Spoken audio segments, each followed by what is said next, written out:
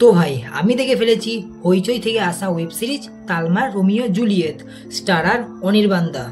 এতে আছে টোটাল 5টা এপিসোড, প্রত্যেকটা অ্যাপ্রক্স 30 থেকে 40 মিনিট করে। তো টোটাল দেখতে গেলে 3 ঘন্টার মতো লাগবে।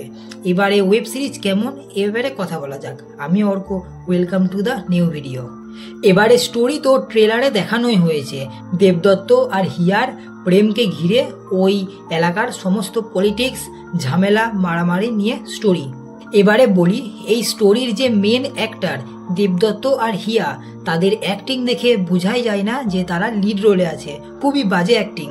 মেন কাস্ট খুব বাজে হওয়া সত্ত্বেও এই সিরিজ আমার ভালো লেগেছে। এর কারণ একমাত্র এর সাইড ক্যারেক্টারগুলো।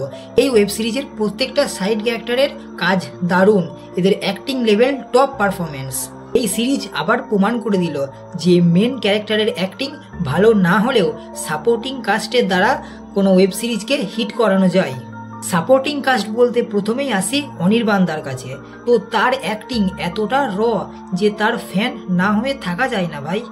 এখানেও তার যে ক্যারেক্টার, তার সাথে জামা, তার হেয়ার স্টাইল, তার মুখের খিস্তিগুলো পুরোপুরি পারফেক্টভাবে ম্যাচ খায়। এছাড়াও আছে অনুজয়, প্রদীপ বাবু, দুর্বা, এদের সবার কাজ দারুণ, পারফরমেন্স টপ লেভেল। এছাড়াও এই সিরিজের ব্যাকগ্রাউন্ড যে মিউজিকটা আছে সেটাও খুব সুন্দর। এই সিরিজের মাঝে যে ডায়লগগুলো ছিল সেগুলো মারাত্মক লেভেলের স্ট্রং। লোকের কিছু কিছু জায়গায় ডার্ক হিউমার থেকে শুরু করে পোকিং সব কিছুই আছে। তো ওভারঅল বলতে গেলে এর ডায়লগ ছিল খুব স্ট্রং। যে দিকটা তাদের স্ট্রং ছিল না সেটা হলো দেবদত্ত আর হিয়ার লাভ স্টোরি, আর সেটা অবশ্যই তাদের অ্যাক্টিংয়ের জন্য। এর ভালোবাসার পর ওই যে বিচ্ছেদটা হয়, তো সেই সিনটা আমরা নিজেরা কখনো ফিল করতে পারি না, তাদের নিজেদের অ্যাক্টিংয়ের জন্য। সব সিরিজেই কিছু না কিছু খামতি একটা থেকেই যায়। তো এই সিরিজেও এরকম খামতি হলো এর লাভ স্টোরির পার্টটা। কি এই সিরিজের যে শুরুর 3টে এপিসোড আছে সেটা একটু স্লো লাগতে পারে, আমারও প্রথমে স্লো লেগেছিল, কিন্তু এর শেষে যে 2টো এপিসোড আছে সেটাতে মারাত্মক পেস নেয় সিরিজ। শেষ 2টো এপিসোড এতটাই ভালো যে প্রথম 3টে এপিসোডের খামতি পুরোপুরিভাবে ভুলিয়ে দেয়।